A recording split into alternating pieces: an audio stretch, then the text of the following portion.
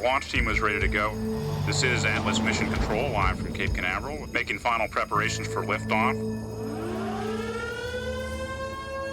Atlas Systems propulsion, go. Hydraulics, go. Pneumatics, go. LO2, go. Vehicle electrical, go. Light termination system, go. Melon utilization, go. Centaur Systems propulsion. At Cape Canaveral, some long-cherished assumptions about US space technology could very soon be rewritten. For the first time ever, an American rocket is scheduled to blast into space, powered by a Russian rocket engine. Go. Vehicle electrical, go. Light control, go. PCLS monitor, go. Light termination system, go. Telemetry, go. RF, go. Complex systems instrumentation. We thought maybe we misunderstood each other. The performance of the engines were probably 10 to 15% higher than what we had in the United States. Booms, go. Launcher, go. Water, go. Complex electrical, go. Allen monitor vehicle loads, go. It wasn't the same technology we were used to. It was a paradigm shift in what we were expecting. LO2, ready. LH2, ready. Vehicle electrical, ready. Light control, ready.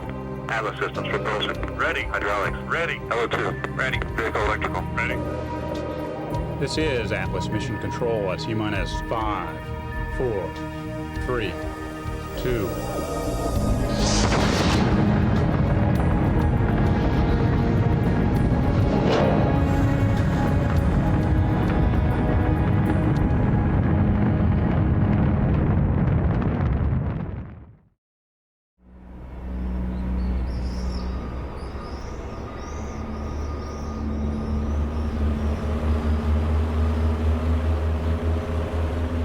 Behind the doors of this warehouse in a distant part of Russia lie what for 20 years was a closely guarded secret. A cache of rocket engines designed for the most ambitious space project ever to be undertaken by the Soviet Union. Today regarded as some of the finest in the world, the engines use a unique technology developed by Russia at the height of the space race. A technology so ambitious that Western rocket scientists thought it impossible to master.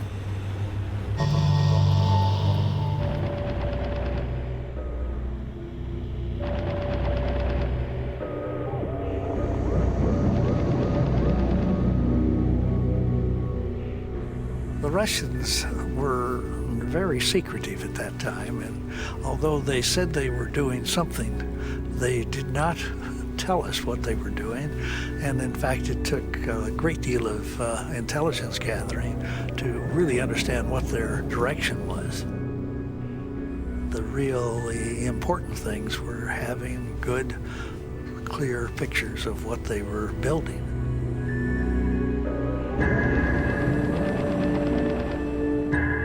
In the 1960s, the spy satellites of the CIA were keeping regular watch on the Soviets' vast space launch complex, the Baikonur Cosmodrome in Kazakhstan.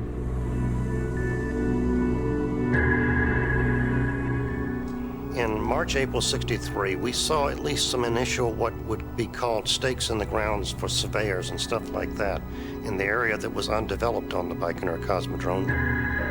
The size of the assembly building, the causeway had all the earmarks for a very large launch vehicle indeed. It was like, hello, what's going on here?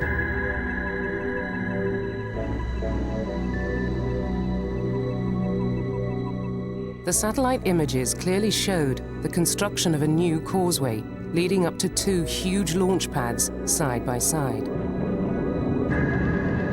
To the CIA analysts back in Washington, the launch pads were the first hard evidence that preparations were underway for the assembly of a huge new rocket. The sheer size of the complex could mean one thing only. The United States was now in a race to the moon.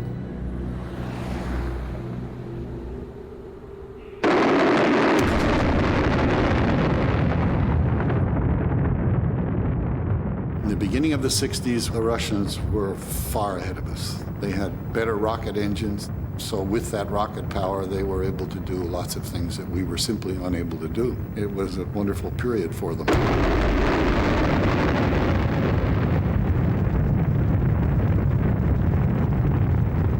First ICBM in August of '57, Sputnik 1 in October of 1957, and then first man in space, first woman in space, first 3 men in space, first extravehicular activity, first spacecraft to hit the moon. Russia's achievements in space were down to a unique approach to rocket design, pioneered by one central figure. The anonymous chief designer, Sergei Pavlovich Korolyov, head of OKB-1, Experimental Design Bureau No. 1, and Russia's most senior rocket scientist.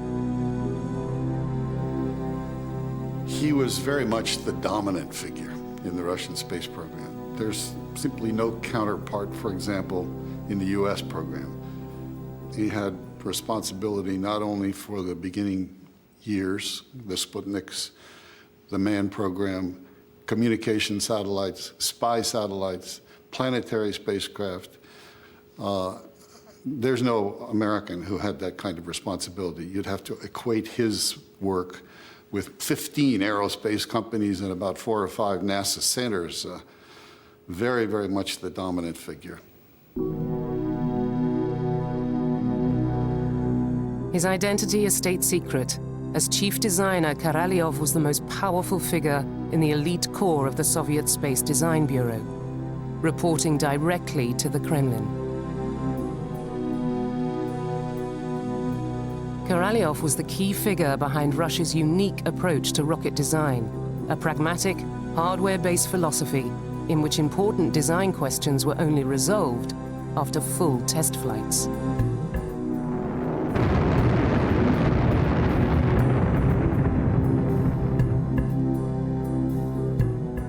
In a lot of respects, they were well ahead of the game, but the reason they were well ahead of the game is because they had actually put all the hardware together and had applied that technology far better than we had. The conquest of space a political priority, Russia's breakthroughs had come through a hands-on approach in which rockets had been built,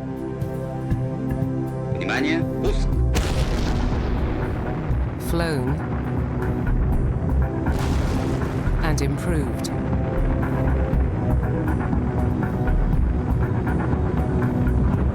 And if there were explosions on the way, that was something to be learnt from.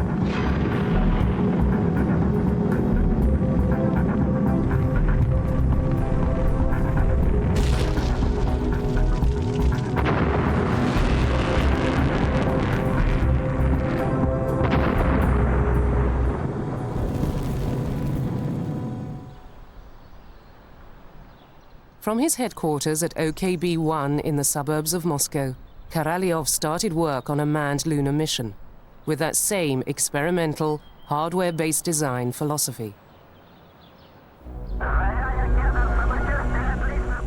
But the sheer challenge of getting a man on the moon was a problem on an altogether different scale from anything they had previously undertaken. With the United States already enjoying a head start from their declared goal of landing a man on the moon by the end of the 1960s, the odds against Russia winning were beginning to stack up. Экспедиция на Луну. Одного космонавта. As Korolyov's deputy, Vasily Mishin had started working on rockets at OKB-1 after World War II. From the Earth's gravity and the Moon's distance, they soon worked out a lunar mission would need a huge new rocket.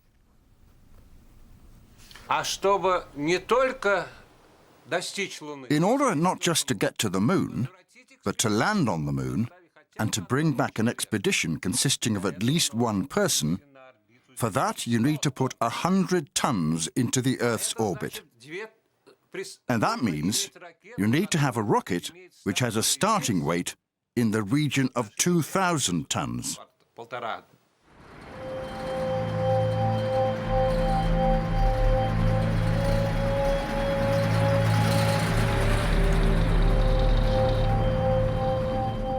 To build a rocket of the size needed, and within the Kremlin's deadline of beating the Americans, was a challenge beyond any the chief designer had previously undertaken.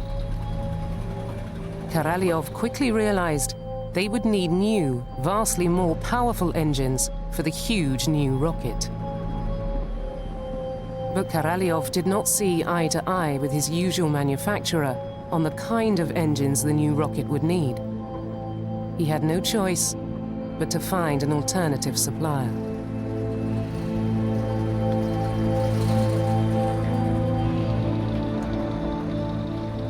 Korolyov was forced to go to an aircraft designer named Kuznetsov in Samara. This is a fellow who had designed very good aircraft engines, but that was all the experience he had. That was a big risk for Korolyov. Kuznetsov had built up a formidable reputation as a jet engineer, having designed the engines for the first Soviet long-range strategic bomber. But he had never worked with rocket engines.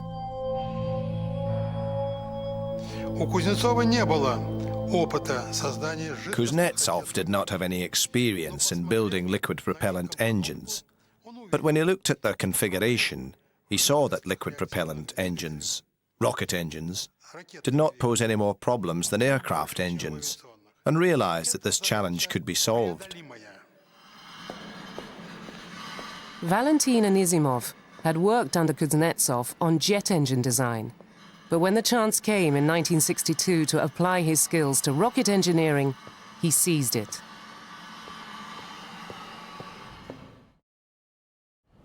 From the Kuznetsov Design Bureau in Samara, on the banks of the Volga River, 1,000 kilometers from Moscow, the team began working out what kind of engines the colossal new moon rocket would need.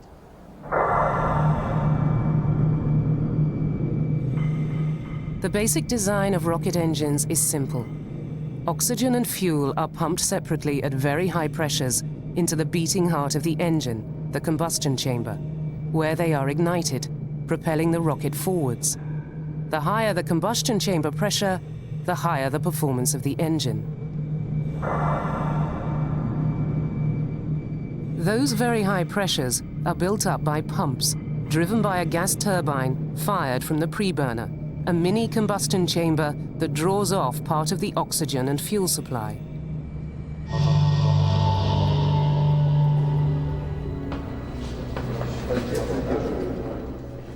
Faced with the deadline of beating the United States, it became obvious to Korolyov there wouldn't be the time to develop the kind of gargantuan engines needed for the new rocket, christened the N1.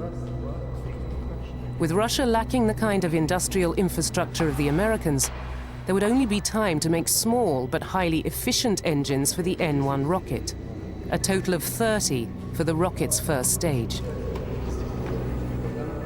In order to lift off, you have to have more thrust than the gravitational force holding you down. And in our case, we decided to go with 5 engines to do that, provide that thrust. And in the case of the Russians, they used 30 engines. So they used engines that were about a sixth the thrust level of our Saturn V engines. You know, it's a matter of engineering choice which way you went. But the choice to have 30 engines was one that was forced on Korolyov by Russia's lack of resources. With so many engines, the chances of any one failing would massively increase.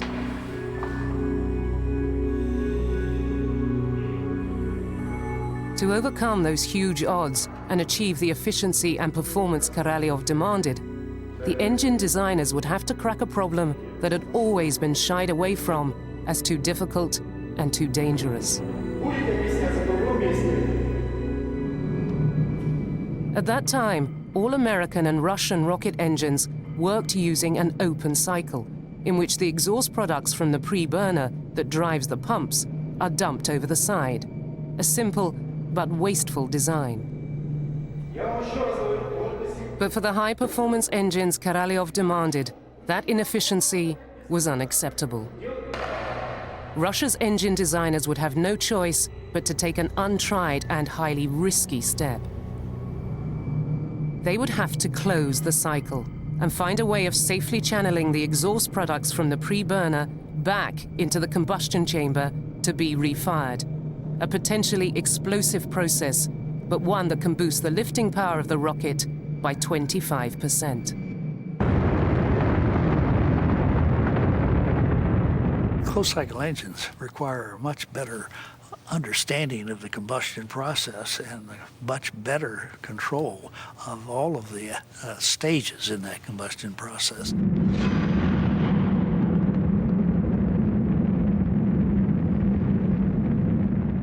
As a consequence, you can blow up a lot of engines trying to build one that works. And I think that the Russians did blow up quite a lot of engines.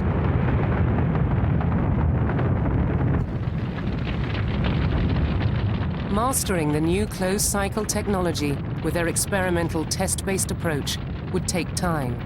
Time the Russians lacked in their race to beat America to the moon.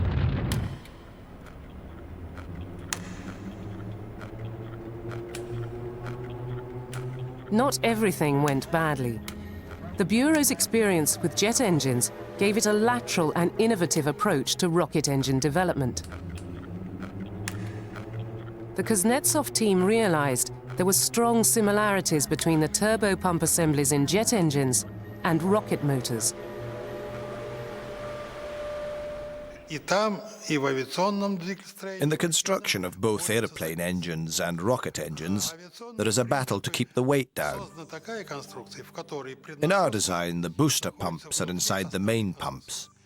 This dramatically reduces the external piping, improves reliability, and decreases weight.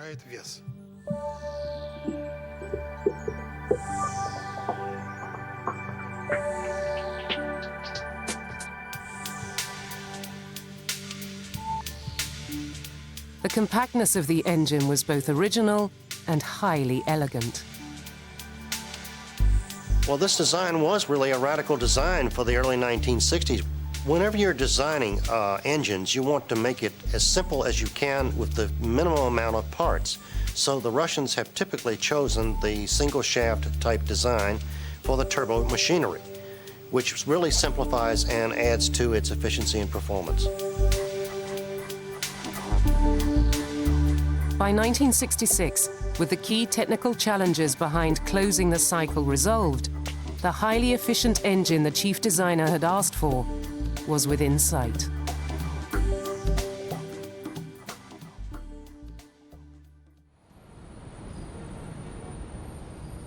But the project was then struck a devastating blow.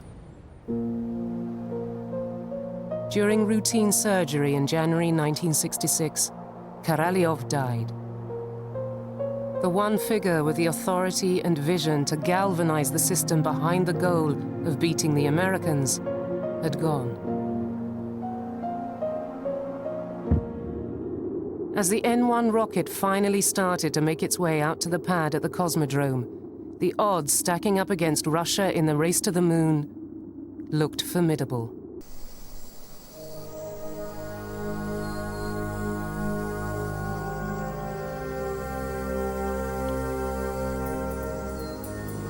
You know, for me, it's the same every time. It doesn't get any better or easier.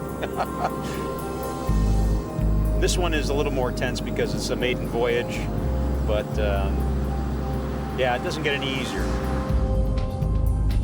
Rocket scientist John Karras of American space giant Lockheed Martin is on his way out to the launch pad at Cape Canaveral, just a few days ahead of the inaugural flight of the latest Atlas rocket, powered by a Russian RD-180 engine.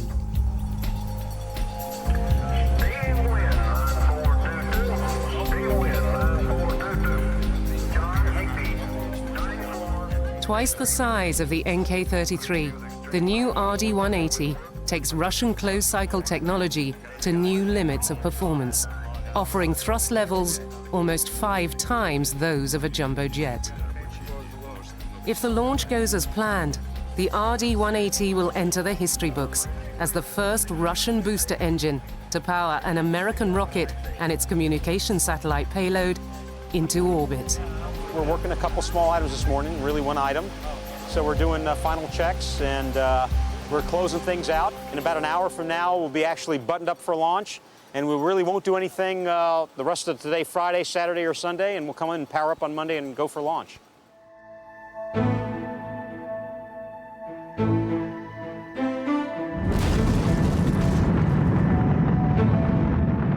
The RD-180 is a direct descendant of the huge closed-cycle engine built in the 70s for the abortive Russian space shuttle program. It's been tailor-made for Lockheed Martin by the MPO Energomash Design Bureau, today one of the leading manufacturers of rocket engines in the world. Though Energomash has successfully powered over 2,000 rockets with 11,000 engines, this will be the Design Bureau's first ever launch from Cape Canaveral. And he always wants to make sure that he is taken care of when you arrive. Where the old Atlas rocket used to be driven by 5 engines, the RD-180 is so powerful that the new Atlas III will use just 1 and still offer 10% higher performance.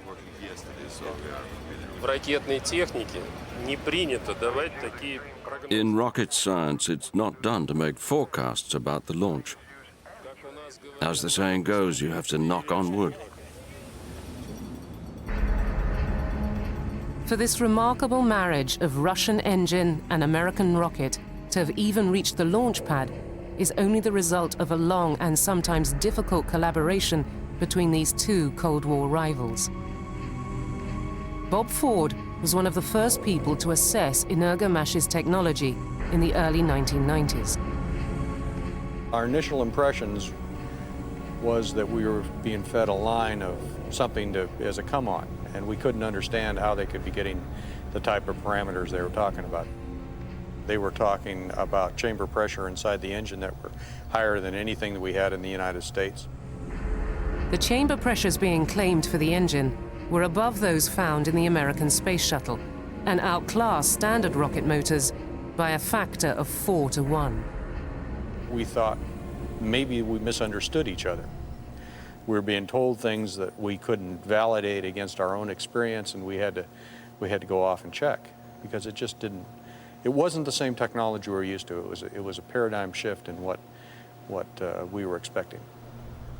5, 4, 3, 2, 1. That gap between American expectations and Russian performance was explained by Russia's hardware-focused engineering tradition.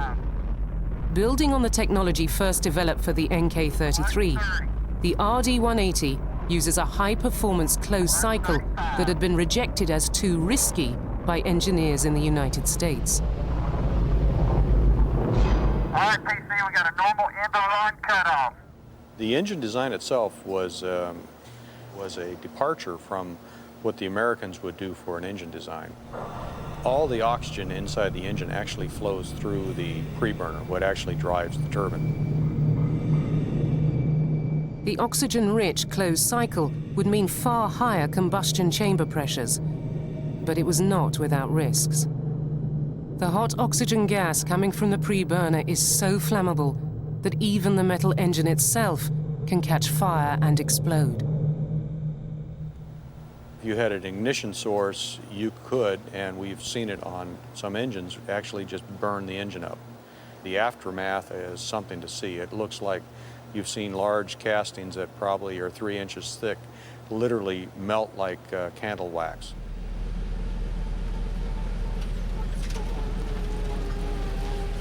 From their factory on the outskirts of Moscow, Energomash have, since World War II, produced over 100 engine designs, each one an improvement on the last.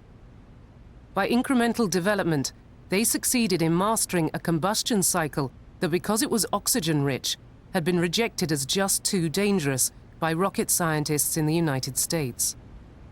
It's not only the Americans who didn't manage to do that, but also the Europeans, the Japanese, and the Chinese. To do this, we had to approach how the fuel is burned in the preburner very carefully so that the temperature field is uniform, and to choose the right kind of materials and production techniques.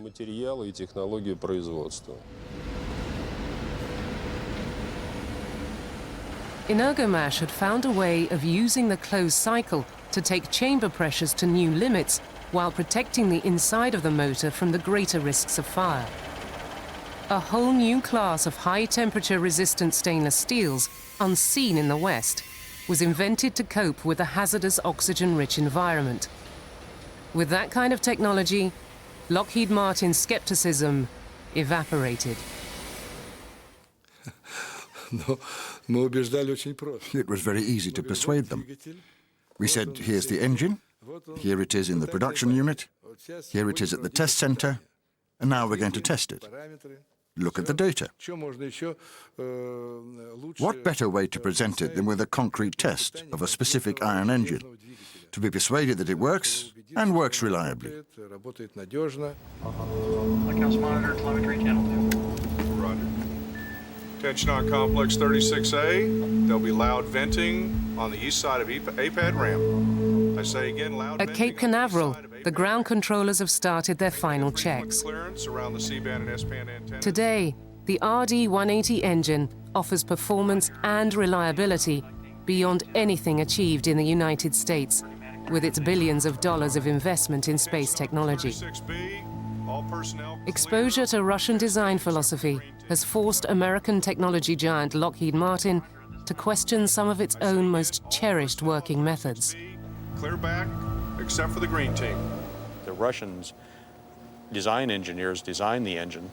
They have all the drawings. They hand the drawings across to the manufacturing engineers that are on the floor that are actually going to build this thing, and those folks actually take over the design at that time. Whereas in the United States, the design engineer would design something, and he'll hand it across the factory floor, and the factory floor will say, I got to meet this drawing. And what happens is cost of articles go up, scrap rate goes up, requirements for tighter and tighter machines go up, and we turn the factory into more of a technology lab. Так, внимание! Back at Kuznetsov, the team that designed and built the NK-33 is still together. Though now in his 70s, Valentin Anisimov remains chief designer of engines. He and the team are ready to resume production of the NK-33. We've been waiting for this for a long time, for 20 years. All the decisions on that have already been taken. Production of these engines will be restored in Samara. Highest winds we saw in the area were over 20, 23 knots, but nothing more than that at the Cape. So there's currently no lightning advisories for the Cape. As the Atlas mission controllers take their places for the countdown, with the launch of this new rocket, Russian rocket engine technology will finally have come in from the cold. Temperatures in the mid to upper 70s, and right now holding at 60% chance of no-go at the beginning of the window. However, improving conditions as we approach the second half of the window. Energomesh's team will be able to monitor the engine's performance from their own control room for the duration of its 3-minute burn. Spacecraft on internal power. Roger. Ready to report to resume countdown. Atlas systems propulsion. Go. Hydraulics. Go. Pneumatics. Go. LO2. Go. Vehicle electrical. Go. Late termination system. Go. Electrical. Go. Allen monitor vehicle loads. Go. EV control. Go. Operation safety. 10 years after the end of the Cold War, old-fashioned, hands-on Russian engineering is about to teach American high technology an uncomfortable lesson. This is Atlas Mission Control at T-minus 10, 9, 8, 7, 6, 5, 4, 3, 2, and the RD-180 engine roars to life and liftoff!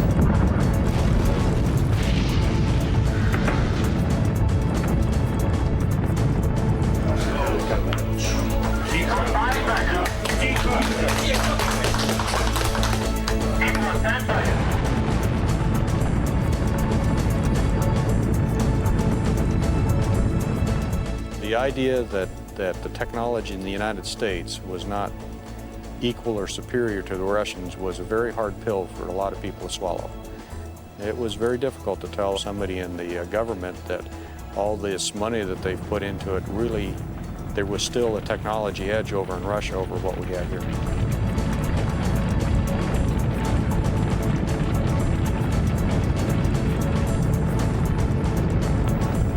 And everything continues to look normal on the engine. Staying steady at 87% thrust.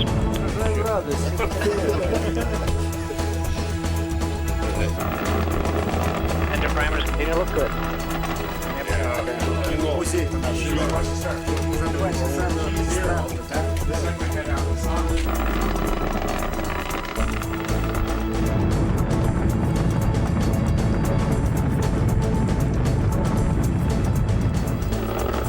Engine operating parameters continue to look marvelous. Booster engine cut off. Everything looks good there. We have stopped boost phase chill down right on time.